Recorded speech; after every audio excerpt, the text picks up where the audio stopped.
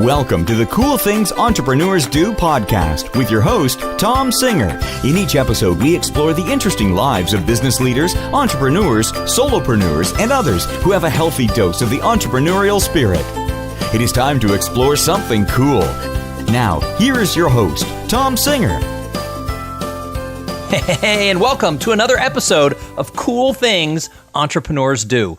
Thank you so much for pulling your chair up to the cool kids table for another interview with some people who are doing something really interesting and really cool. Now, if you've been listening to this show for the last almost 400 episodes, you know that my purpose is to bring you people who have sort of created their own path.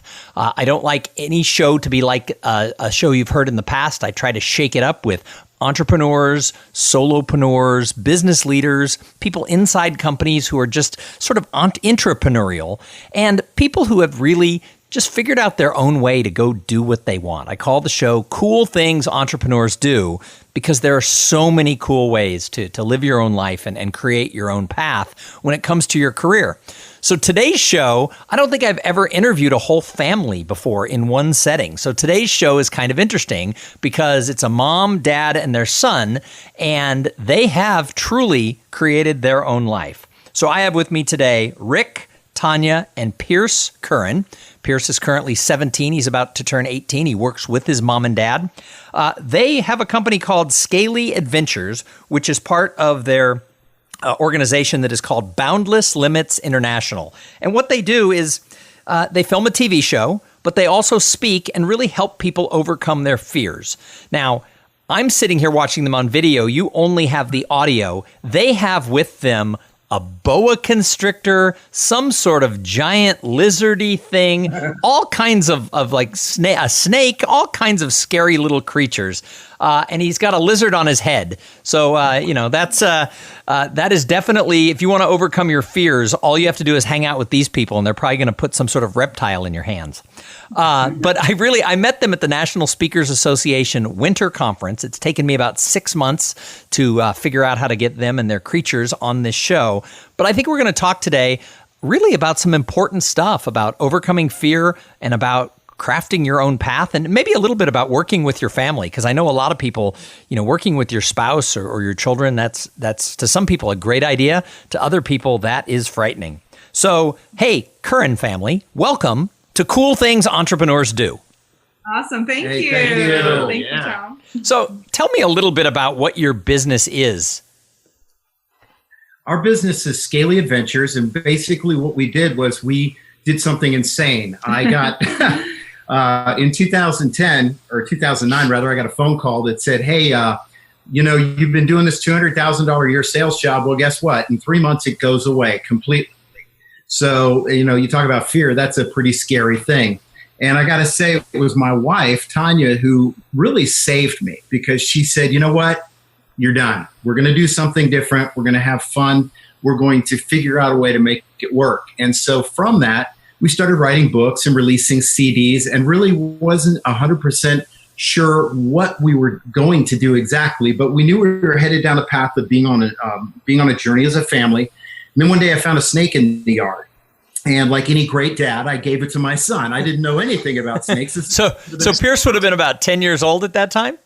I was 8 years old. Yeah. Well, actually, when he found the snake there, he was. Yeah, the stories kind of overlap a little, but basically what happened was when I found the snake in the yard, I handed it to my son, and it's interesting when you see somebody find their it thing in life. Mm-hmm. I kiddingly tell kids in elementary schools, and they look at me kind of cross-eyed sometimes, but I picture like a young Eddie Van Halen the first time he ever picked up a guitar, or, Ron Howard the first time he was ever on camera, and it's just that spark that went off. That's their thing. And that was his thing. And so we started creating little vignettes on YouTube. We made a little website. And it was his passion. And so we started filming, and we were approached by a TV producer who said, wow, can we put your little clips on the air? I said, sure, we're not, no strings attached. I offer no technical support. I don't know what I'm doing. But anyway, from that, we are now on 6 continents all over the world on the world's largest network, Christian network called Daystar. And I think what's cool too to add with that, Tom, is sometimes, you have this passion or people will know they want to do something, they don't know where it's going to end up. And that's okay. There is joy in that journey, even when it's unknown and when it's scary. So in 2009, when we founded Boundless Limits International, and Rick was saying we were writing books and talking and speaking, we're hosting live television, that was way before Scaly, but our mission was the same. It was to encourage and empower people to overcome their fears and live a life of passion and purpose. So then with Pierce, we've homeschooled him his whole life, and seeing that spark go off in him, I mean, like we jumped in, we went from one snake to 30, and that's a lot. That's a lot of snakes. That's a lot. It's a lot. We have like a private reptile zoo here, but we have enough snakes that we don't measure in feet; we measure in meters. Our passion is, life is short. You have to be a moment grabber, and we decided as parents to jump into our child's passion with them. And I must say, I cannot encourage parents to do that enough. It is the best way to live. It's been so much fun. It's been a ton of work and all that stuff that comes with it, but so rewarding. Yeah. And we do it a million times over. Well, it's interesting because so many people, have their jobs in corporate America. I mean, I come out of a sales and marketing background as well. And it was 2009 when my job went away and I had to jump in and figure out my own path. So, Tanya, were you working outside the home at that point too? Or were you not just, because I know that's a lot of work, schooling your son and all that? Were you working in corporate America too? Or what's your background?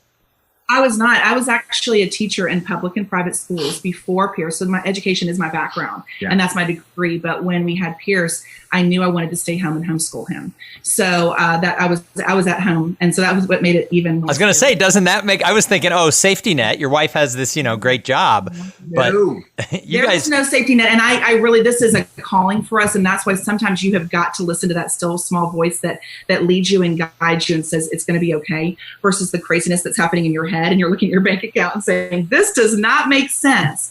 But when you look at life as a calling and living it with passion, you really follow that. Experts by overcoming fear because we got doused in it so many times. I mean, I went from, and the irony is when I was making $200,000 a year, I kept thinking, wow, I need to make more money. Well, go from $20,000 a year to making from making $200,000 a year to making 20, and you find out what fear is. And it was just, you learn that the scary things can be overcome, but it's really, I tell people the secret to my success, our success is mind control.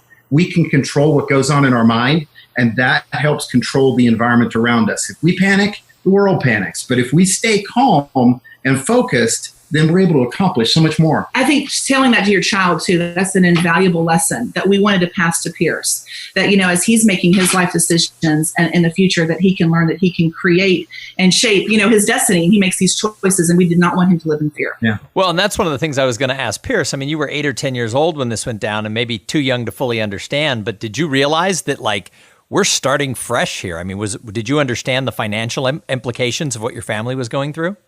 Well, I was actually going to try to find a way to fit that in at some point during this. One thing my parents, that as I was growing up, one thing I never experienced was financial lack from them. I never knew that we were lacking at all. My parents were very honest with me from a very young age. They didn't shield me. But had they, I would have known a difference. They always made sure that I was happy. They always made sure to have a fun home life. I would have never known that anything was wrong at all, because they did such a good job hardworking and keeping everything. I mean, we never had to move. We never had to change anything. We never had to downgrade or sell anything. From my point of view, we still had the job. Everything was fine. So it was great. Well, and that's something, because my wife only worked part-time when I got laid off, and I jumped into being a professional speaker full-time, and we did the same thing. We went from that $200,000 a year, give or take level down to nothing, and I had to build it back up. But, the kids, we were honest with them. They knew that times were tighter. We didn't necessarily do everything. However, like the same thing that Pierce said, we kept the same house. We still were able to take vacations. And I hope that as my kids, they're little, my oldest is 21, and then I have a 16-year-old. I hope as they go out into the world and make their decisions, they'll realize that you can navigate this. There are ways to create your own path in the world. And I think you guys are onto something by showing Pierce and others, just overcome the fears, dive in, and go forward. So now that you've been doing this for 8+ years, what is it that you love about the entrepreneurial life that you guys have created as a family? I will say for me, I was just about to say the freedom to choose. Like, for example, 2 days ago, we filmed with the Anderson County Mounted Search and Rescue team and for an upcoming TV episode. We get to choose because we own the content for our show. We're not paid as actors, so no one else controls it. We picked them because they're all volunteer. We love their passion. They serve the community. They went out and found a little missing 2-year-old girl in the pouring rain, on their own time. And so we're like, we've got to highlight them because they love their community. Yeah. So we get to pick and choose. And we have 50 episodes and 5 new ones coming. That's been so much fun to sit down. We even say, Pierce, what do you want to do? He's like, I want to do a fishing one. Or of course, hello, snakes. Yeah. That's his passion. So we're like, okay, who owns a reptile zoo? Or we just went and filmed with Tiny. He's a 22-foot reticulated python and is the biggest smile on Pierce's face. So, that was, I say, the freedom for me of choosing what we want to do, the days we want to do it, and how we can create good things in the world. Yeah, it's weird because when I got laid off from the job, to be honest with you, I was almost suicidal. I was so unfulfilled in that job. I mean, I made great money. I was in the operating room. I felt like I was doing great things, but I knew there was something more. And so there was a part of my brain that was like that scene from, Braveheart with freedom. It's just like, I don't know what's going to happen, but there's something exhilarating that comes from the unknown. And I guess we're all kind of junkies for it. We tell people one of the operating mottos that we have in our house is it takes a lot of reality to make a dream come true.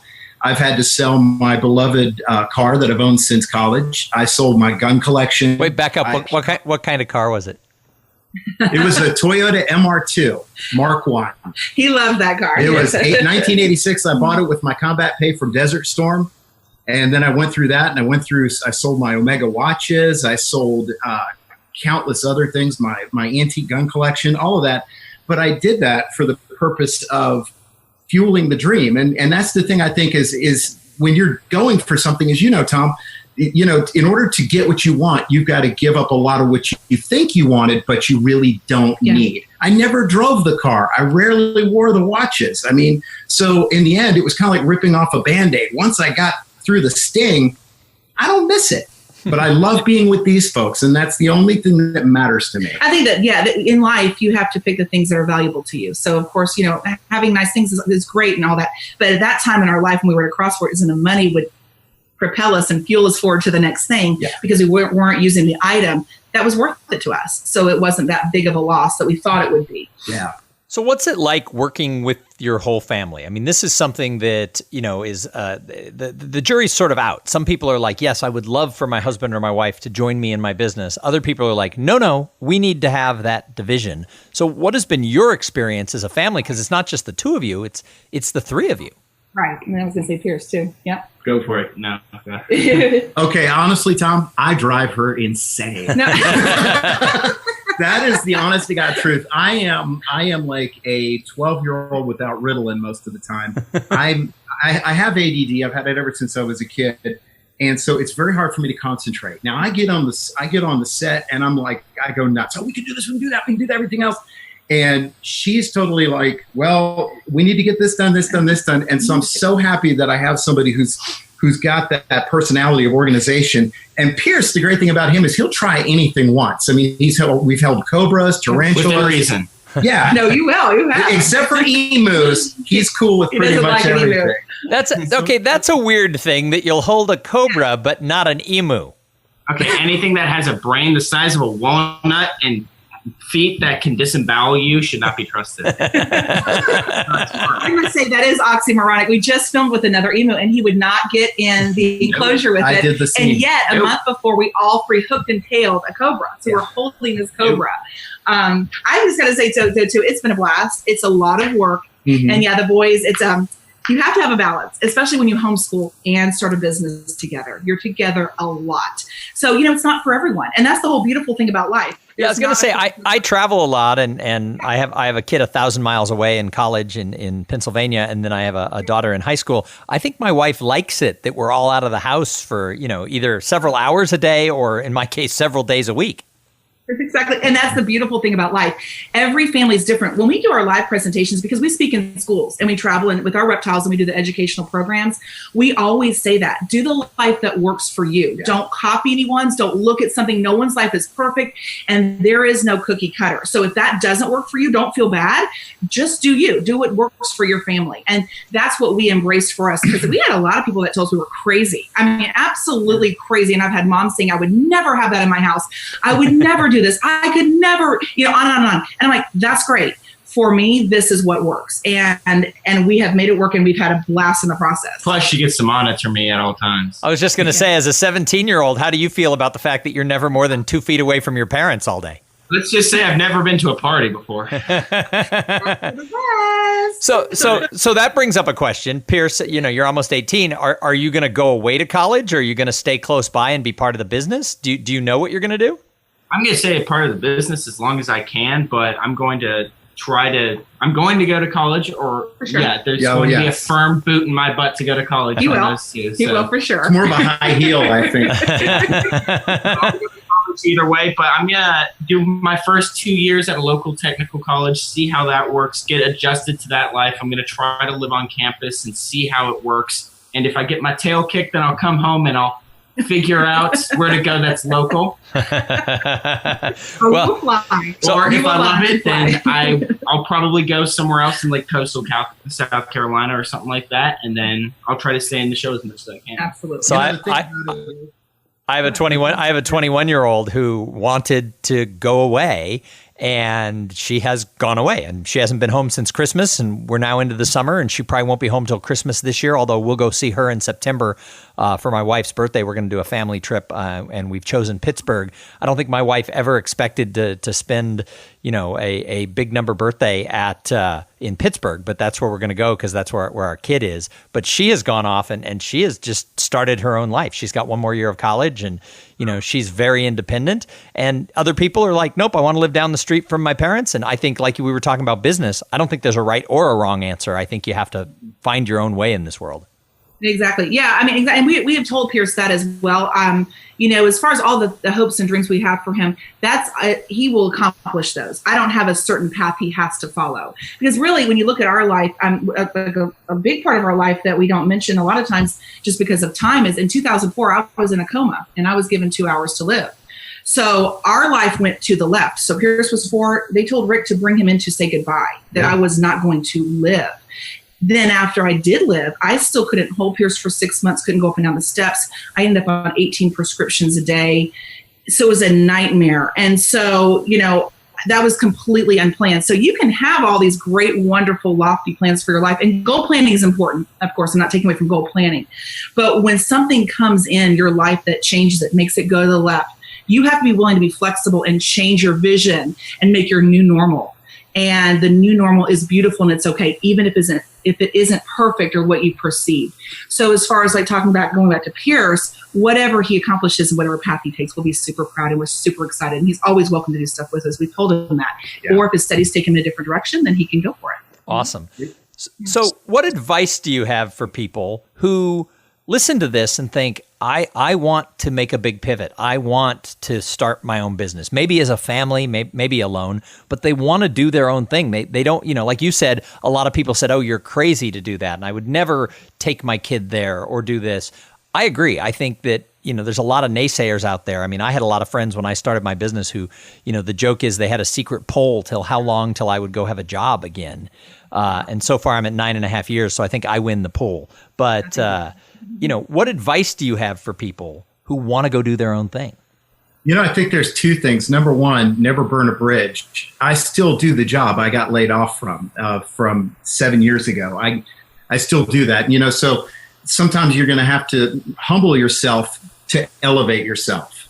That's the first thing. And then the second thing is, like I was talking to Tanya this morning, do the scary things. Set up a plan to do something scary, and then have an accountability partner that makes sure that you go through it.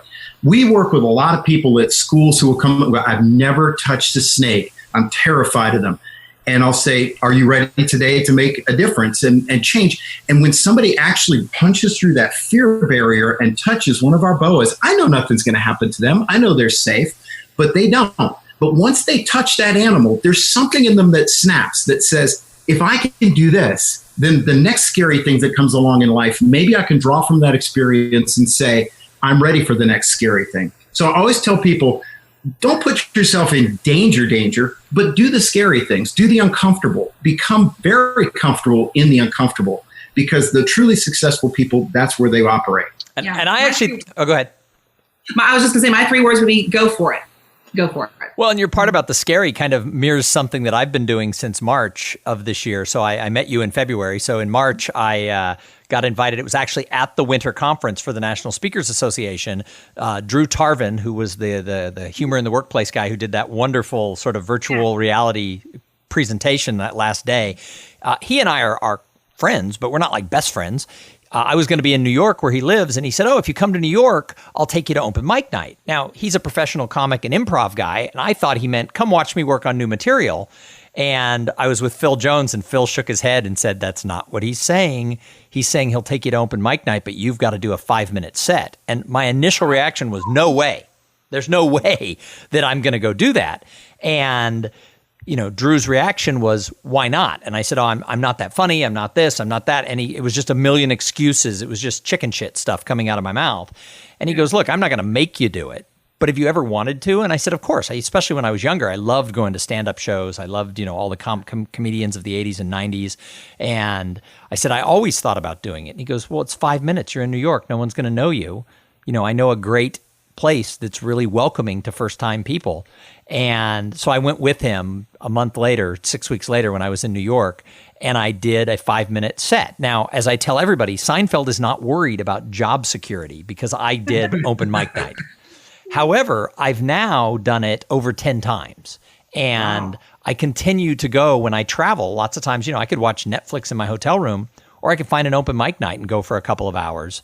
And so I've been doing that as I've gone around the country. And I've gotten a little better, but I've gotten more comfortable. And I post about it on social media, and I have people who reply, I could never do that. And I'm like, that was me 3 months ago. And now, I'm seeking it out. So I think you're absolutely right about find what scares you and do it, because it won't scare you the next time.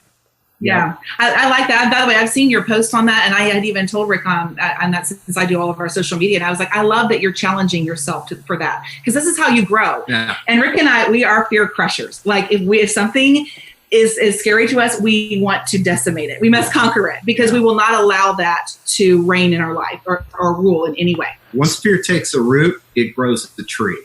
Yeah. It becomes easy to become afraid of things. And I think it circles back to what entrepreneurism is. Entrepreneurism at its core is saying, I believe in my dream more than my comfort. I believe in myself more than I believe in the man. And if I believe that I can structure something, it may not be easy in the beginning and it may take time, but if I can overcome the fear, get over my need to have certain things provided for me, go out, hunt something, kill it, and drag it home, then ultimately, am I not more of a whole person than if I was living off the scraps of somebody else? Yeah, and I think I spent a lot of time not doing things out of silly fear. I think that was just a common, I think I wasn't whole because I didn't say, oh, that's not going to kill me. I mean, stand-up comedy is not going to kill me. I could be the worst one of the night, which I don't think I've been, but you don't get murdered for bombing. And what it's actually done is, I've been a professional speaker for almost 10 years. I think that I'm not putting stand-up into my stuff, but I think I'm more confident on stage the last 3 months than I've been all along. So I think when you conquer those fears, they have a tendency to touch other areas of your life and you're not even aware. So I think you guys are right. Well, there's something about being around confident people that's just cool. We film with law enforcement. We've worked with the parachuting team. We're trying to organize and coordinate something with those guys, and that's not exactly comforting to jump from 15,000 feet out of an airplane. But there's something that comes, I love it when I'm around somebody who's confident and somebody who is just rock solid, because I draw from that confidence. I never want to be, I'm a soldier. I was one for 16 years. I never wanted to share a foxhole with somebody who was more cowardly than me. And by the way, thank you for your service. We appreciate that you did that for so many years. So a lot of people start businesses. Some people do better than others. I've found that there's a gap between potential and results. A lot of people start a business and say, wow, that's a great idea. And then they're closing it a year later. When other people start something and you think, really, you're going to go around and show people snakes? And then, 10 years later, their business is booming and growing. Why do you think some people, assuming everybody who starts a business has potential, why do you think some people find more results, find more success than others? Yeah. I think it's twofold. I think there's always something to be said for finding the right market at the right time. And, I hate to say it because it sounds cliche, but that lucky dog person that stumbles into the right thing at the right time, everything's smooth as glass. For the rest of us, I think it's persevering through the hard times. And Tanya has something she says that's phenomenal. She says, never make a decision in the course of a storm. She says, when it's driving rain and the wind is blowing, it's not the time to decide you want to change your life. I think a lot of people bail out of businesses because it gets tough. They don't want to sell dad's gun collection. They don't want to sell their Mercedes. I guess in a way, Scaly Adventures to me is like a crack addiction. I will do anything for it. I really will. I saw a meme the other day that says, if you can't stop thinking about it, don't ever stop doing it. It's interesting, too, when you said that, the first thing I was thinking about, we were hosting Christian television out of Atlanta, and we saw so many people. So you're right, they all had potential and they all had passion when they started. But after just 2 years of hosting, 90% of them were not doing that anymore, 90%. And like you said, here we are. We started this nonprofit with hardly any money. We started Scaly Adventures out of this passion, and here we are, almost 10 years later. And that's because it has to be your passion, and I believe your calling also. It, like Rick just said, it has to consume you. And you wake up thinking about it, you go to bed thinking about it, and you think about all the ways you can be creative. So here's an encouraging thing for any other entrepreneur out there who doesn't have a large budget. We did not. In fact, we filmed we had no budget. We filmed 14 episodes for television on $5,000 total for season 1. Now, in the world of TV, one episode on a low budget production is $20,000. That's low budget. Yeah. So it was a complete miracle. And when we were telling other people, again, told us we were crazy, told us we couldn't do it, but we knew we could if we were creative. Yeah. So if you are creative and you look for ways to market your business for free and integrate yourself into social media, go to the meetings like the NSA, meet other professionals, network, partner, trade. It is amazing what you can grow when you're creative and you think outside of the box. So I just encourage anyone who doesn't have that big budget or knows someone in Hollywood to go for it and look for creative ways to do it. Yeah, because I think one of the things that I kind of glossed over was we don't have any support. There's none. A&E didn't call me. I didn't get a phone call from, Mark Burnett. One day the guy says to me, you guys should film a pilot. So I went and bought some extra camera equipment, and we just went out and did it. And when we show up on shoots now, it's funny. People are like, okay, do you have insurance? Do you have all this stuff? And then when it's just the three of us and me with a GoPro and a couple of other cameras, they're blown away. And that's the thing that I would tell people is if you're sitting there going, well, yeah, heck, you're Deaf Dynasty. You have a TV show and all this money coming in. We don't get paid for the show. We self-finance all of our own equipment. We set up all of our own events and everything. And like when we go down to Florida in a few weeks to film a skydive, God willing, we're going to pay for that of our own pocket. And so we have to save our hotel points and everything. So I guess what I wanted to say on the heels of what Tanya's saying is no, we're not a bunch of rich people telling you, persevere, you can do it. It doesn't work that way. So I've got a few more questions for you before I can let you go. But first, I have to thank the sponsor of this episode. So this episode is brought to you by Podfly Productions. Podfly takes the time and the headache out of creating your own podcast. They set you up with the right equipment, training, and guidance to ensure that you're going to sound amazing. Hey, Podfly does all the heavy lifting and that technical work so that you can focus on creating great content, growing your audience, and interviewing really cool people like the Curran family. Hey, if you want to start a podcast, and I know that some of you do, jump over to podfly.net/coolthings and check out the offer that they have for the listeners of this show. And I always say it, they're the best vendor I've ever worked with. They've been producing this show since the first episode, and they became a sponsor about 100 episodes in, and they have been a great partner for me, and I know they will be for you as well. So I call this show Cool Things Entrepreneurs Do. What's the coolest thing you guys are doing with your business right now? I think we are continuing to film our television series, which, by the way, airs in every state in the U.S. and it airs overseas. It's translated into Russian, Ukrainian, and Bulgarian languages. So the coolest thing to us is going out as a family and filming other people who are passionate, doing great things in our world. We're creating educational, family-friendly content for families and children worldwide. We're able to take Scaly Adventures into schools. Not only do the educational reptile shows, but we integrate anti-drug, anti-bully, and anti-suicide messages into every single program because the kids cannot hear this enough.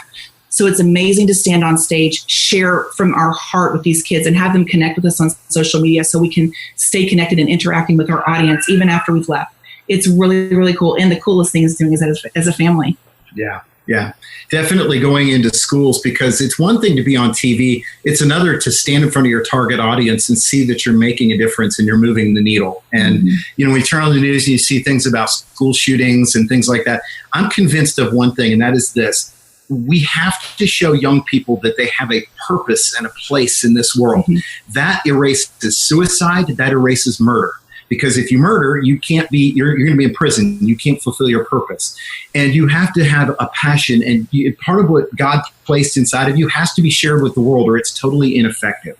Your gift is for others. And speaking in high school, so one of the first, they always ask speakers, did you ever bomb? And I always say that if somebody says they've never bombed as a professional speaker, they're either lying or it's coming, or it's coming. And the only time I would say I ever really did it, and this was early in my career, this was before I was a professional speaker, this is probably 15 or 18 years ago, I was booked to speak to a high school group of like 500 students. I never should have been put on the stage. I wasn't ready. But I got to tell you, there's no harder audience. I have spoken to high schools since then. There is no harder audience. They are just not forgiving at age 14 through 18. So the fact that you guys are able to get out there and give your message is awesome. So we didn't talk about this in the pre-interview, but I do want to touch on it. So how important is it in your life is spirituality, is that religious piece? Because you're on the Christian network and it's obviously part of who you guys are. And that's something that we don't talk about a lot in the business world. How important do you think that is if you're a person of faith to let that marry into your business? For me, it's everything. It is integral. It's the driving force of why we do it. Again, we call it our calling. Yeah. So we pray every single day for God to direct our day and direct our steps and connect us with those he wants to. We tell him it's his show. We're here to just make it happen. We have opened up our lives to be used by him, and that has been a beautiful and powerful way for us to live. Because again, it erases those preconceived notions. When you come and face fear, then you can say, well, I'm going to do it anyway because this is our calling. And it's been a wonderful thing to give those deep roots of faith to Pierce, knowing that he's our legacy and that will live on, and that he needs to have that when those storms come, because they will, and difficult days will come and financial days come. All the hard stuff comes in life. So it's what keeps us going. It gives us encouragement and strength through everything we face.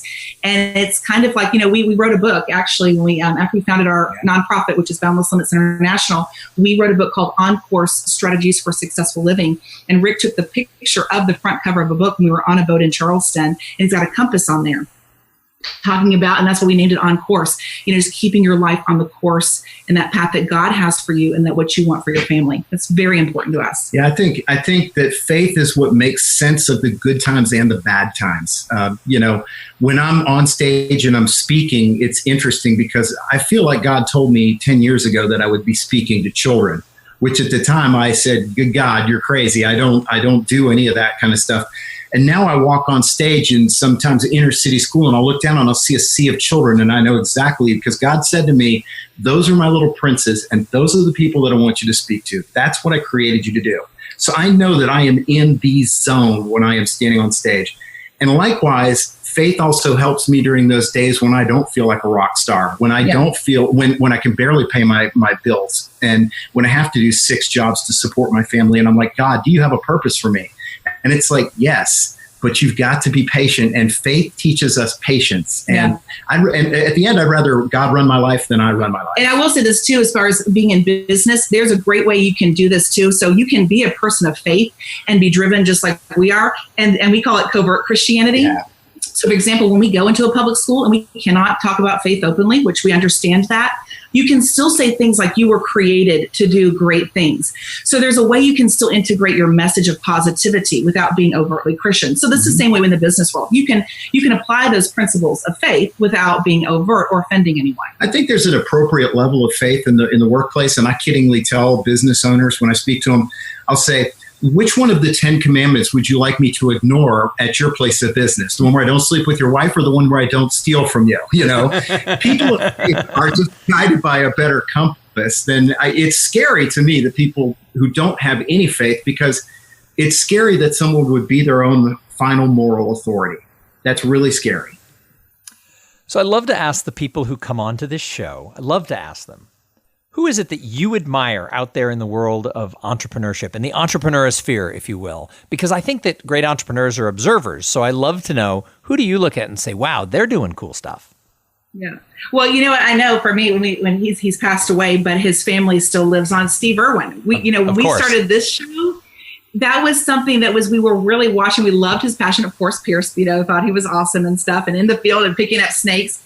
So we were really, as we were modeling our show, we were looking at that and saying, of course, we have to put our own style on it. Like we always say, we kind of have a mix between the Steve Irwin style and like a SWAT team coming in. So we are all Black. Rick was in the military, so we partner with tactical companies, and that's our style. That's, our flair. But that, for me, I know that was somebody that we admired greatly. We loved how he loved his family, loved his wife, and she was a part of it from the beginning, from their honeymoon. That's when they filmed their first thing. So that was one person. What about you, Pierce? Anybody? I was going to say, I loved Steve Irwin growing up. There was something just awe-inspiring about watching a man on an ATV go flying through the sand dunes and then just come to a flying stop, take half a mile run across the sands to pick up a 3-inch long lizard. There was something cool about that. I don't know. I mean, I kind of just am guided mostly by myself, but it's my parents probably. They tell me I don't have a massive social life. I live up here in the mountains. I'm kind of a troll. I don't like to be out. But you have a beautiful girlfriend. I do. Yes. Luckily, found the only girl that lives 2 minutes away in these mountains. But the dating pool was small, but you get along really well. So God looked out for you. So when you're homeschooled in 17, is there a prom? There is not. Except hers. He's just dating a girl. And I'm pretty sure that I could have made a better prom in my basement. Well, I know we could have. He's dating a girl who has, she goes to public high school, so he did get to go to prom. Nice. By the way, we have an awesome promposal. He had her arrested. So, we have a video of that. But yeah, otherwise I was like, Pierce, we're going to have to set up some like streamers in our basement and have, a friend over. Well, paper, we're in a budget. I'll tell you what. So, I've been working for myself now coming up on 10 years. And one of the things, because I'm pretty social, one of the things I miss is the company Christmas party. Company Christmas parties were awesome. And I worked for, a bank and for a consulting firm, for a couple of big law firms. And, I miss the sort of super fancy, dinner out and all this. So there are 3 or 4 other professional speakers in Austin who every year we get our spouses and we get a table for 7 or 8 people. And we go out to one of the restaurants in town and we have our own company Christmas party because we all used to have corporate jobs. And so we just created our own. So. Nice. Wow. Nice. I like it. In answering, I guess for me, I'd have to say the guy that I surprisingly find myself drawn to the most is Mike Rowe. And as a filmmaker, I look at him. I love the fact that he does what I'm trying to do.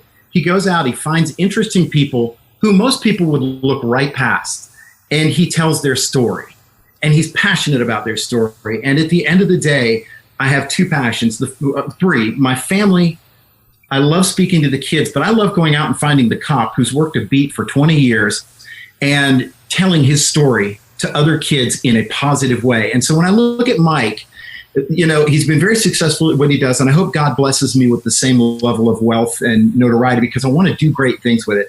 But I love the way he can take a common man and have you riveted to his story for 30 minutes. Yeah, when I first saw Dirty Jobs, I thought that's a brilliant show, but it wouldn't have worked with any other host. Mike Rowe just has something about him that has that spark. So I agree. And I'm not a polished guy. I just, no matter how I try, I can't. I'm off the cuff. I stumble through my words sometimes.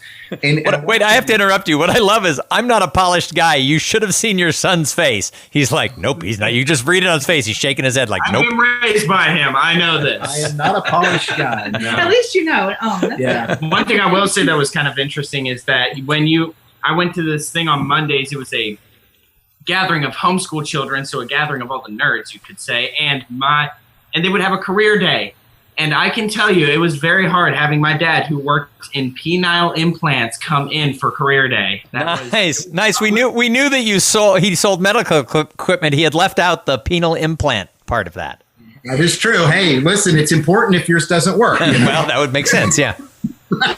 Yeah, the samples that used to come to the house were quite interesting. That is true. One time, Pierce actually came into the room, and he was so excited because they had a box delivered to our house, and he opens it before I could get in there, and he goes, it's just a box of scrotums.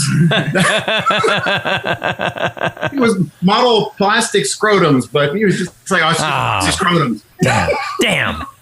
And Tom thought to himself, I'll never use the word scrotum on my. Yeah, that's the first time that the word scrotum has showed up on this particular podcast. But I would never say it's the last time, because you never know who I'll interview next. Wonderful. That is true. Hey, the last question I ask everybody is, what do you do to give back to the greater good? Because I think as entrepreneurs, we have to do more than just make money. I think we have to impact people in some way. So what do you guys do? I mean, obviously, part of what you do is that, but explain a little bit more. Sure. One of the things we are proud to do, and we do this again through our nonprofit, is we will take Scaly Adventures into children's hospitals and Shriners hospitals. Yeah. And we do that on our own time, and we love to go in there. We've even, the band that makes all the music for Scaly Adventures is a Christian rock band called Bone Prophet out of Knoxville. They came down to Greenville with us. This one particular time was so neat. We went in there and a little boy's legs had been burned so badly they wouldn't even show them. They had a blanket over it, and he was crying. And Eddie, the lead singer of the band, just started playing his guitar. And all of a sudden he stopped crying. And his mom said that moment brought him so much joy. And it was so meaningful. And then we went into the little room with Sam. And Sam could not get out of his bed. And Sam stayed connected with us. And we ended up even doing some Skype sessions with him because he was in the hospital and couldn't. So he wanted to see more of our animals. So we came home and pulled out Peaches and Cupcake and Cinder and Spike, our big lizard. And we saw Sam. That means so much to us. Last month, we went up to Virginia to present at a school. And there's a little girl we saw on the news that had been receiving leukemia. Yeah, she has leukemia. She's been receiving cancer treatments and lost all of her hair. And so we asked her mom and coordinated through the school for her to meet us on site so that she could meet our lizards. And we put her in an upcoming TV commercial. Yeah. And just told her she was special and she was going to make it. And we couldn't wait to see all that she was going to do in the world. And her brother Josh was there, and he has a YouTube channel. And he had 50 subscribers. And he said, "Can I do a video with the real cast and crew of Scaly Adventures?" He was so excited. He called it a collaboration. And it was so cute. And he did a shout out on his YouTube channel. This is the stuff, Tom, that we live for. And we look to do it. It's a joy. Yeah. And we live for it. It's interesting too, because we have a saying here. We have a few of them. And one of them is what hurts your heart is what you were made to fix. And for me, when I go to these schools, sometimes we go to these inner city schools, and I have this Peaches, this 9-foot boa constrictor, and the kids, they'll want to come up and get their picture with her, and I take Peaches and wrap her around the kid, just around their shoulders. And one day, God literally said to my heart, "Do you know this is the only hug this kid got today?" And that breaks my heart. Mm-hmm. And sometimes I think to myself, when I film these shows, I want to show kids that there is a world that loves them and cares about them, and there are people out there who want them to succeed and want to show them a level of love. And, if I make money doing this, that's great. But if I make a difference, that's more important to me. Yeah. Pierce, why don't you tell them about London, like y'all connected? Yeah, we filmed with a couple of special needs kids beforehand. My mom's given them my number and let them come and see animals, and we've talked about that and done a lot of cool things like that. And even I, on my own, have found that I've learned from my parents to always be charitable, always, I might not be able to, every time I'm checking out at a grocery store, give $2 to a company or something, but I can always, help a lady reach something that she couldn't in the store, or help somebody pass the street, or I mean, I do landscape work. If somebody can't pay for the hour, but they really need their job done, I'll do it for them. I always try to give back in some way that I can, because I feel like that will come back around, and there's always somebody who's going to help you. So you've got to be that person that could help somebody else. God, I mean, you're 17 years old. That's a lesson that I wish every 17-year-old, I think the world would be a better place if every 17-year-old said, hey, just help the next person, and it's all going to come back around. That's an awesome message. And I love the fact that you give to Children's Hospital. That's my charity. We give part of every speech I give, just a little percentage point, a little bit of the income that I make, and have for now 12 years to two funds, one at Children's Hospital of Austin, where we live, the other at Children's Hospital of San Diego, where my daughter was operated on, because the Austin hospital did not exist 16 years ago. My daughter Kate, who's a high school junior, was born with a condition where the bones in her skull were fused together, and she had to have her skull, basically the top of it, removed when she was 6 months old. And it was the worst thing we ever went through. And when I started my speaking career, it was one of the best things I ever went through. We wanted to marry the two and somehow give back. And Kate's fine. She's 16. The bones in her head grew back. But we now give a little bit of money every time I speak to these two funds for research for craniofacial issues and abnormalities that so many kids are born with. One in 8 or 10,000 kids, I think, are born with something like Kate had, and about half of that have soft tissue issues like cleft and things like that. So it's it's not uncommon, but it's not common, but it's something that doesn't get a lot of attention.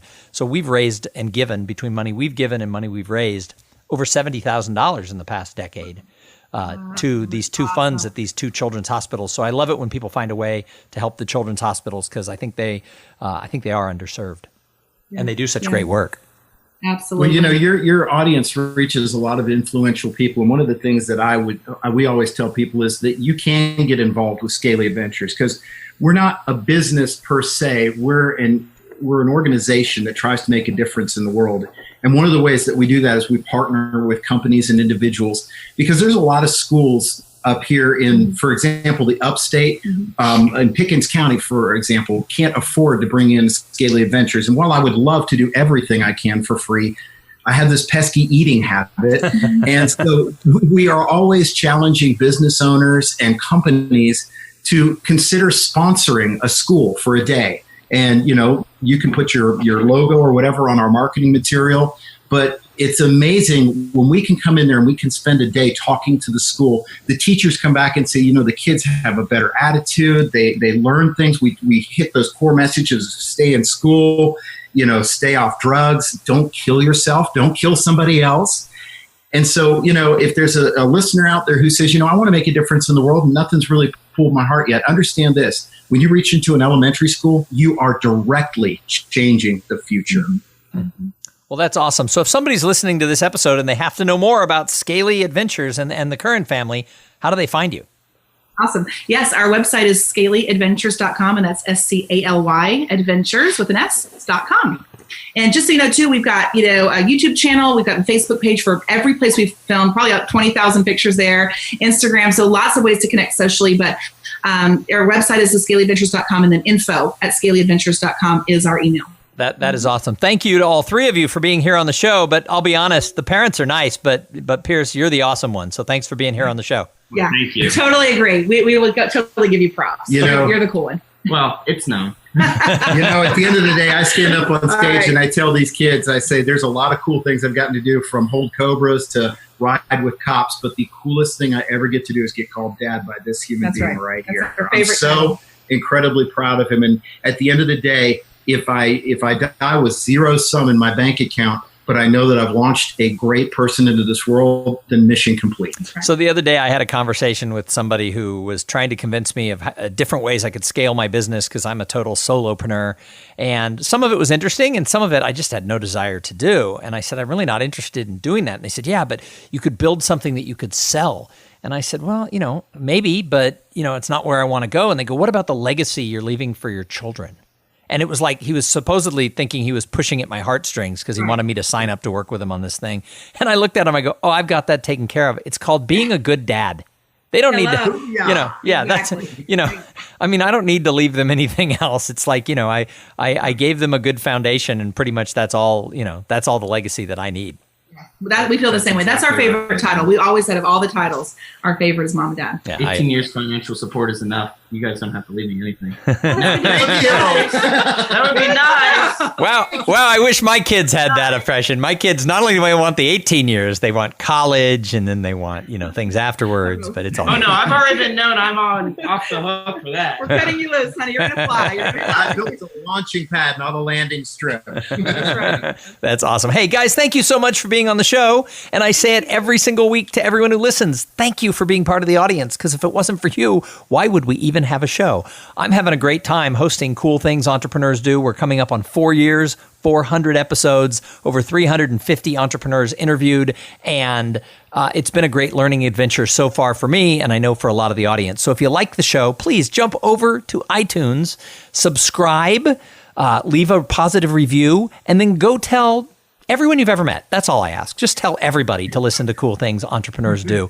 Seriously, if you want more information about me, you can find that at tomsinger.com. That's THOMSINGER.com. There's everything that I do is out of that as the hub. And if you want to join the group coaching program, the Potential Mastermind Project, now is a great time to do that. And you can find out that information at potentialmastermind.com.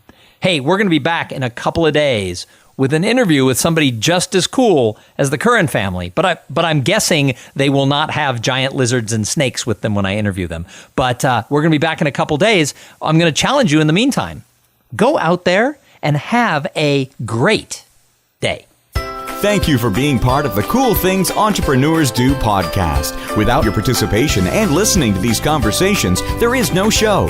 Connect with Tom at tomsinger.com and follow him on Twitter at tomsinger.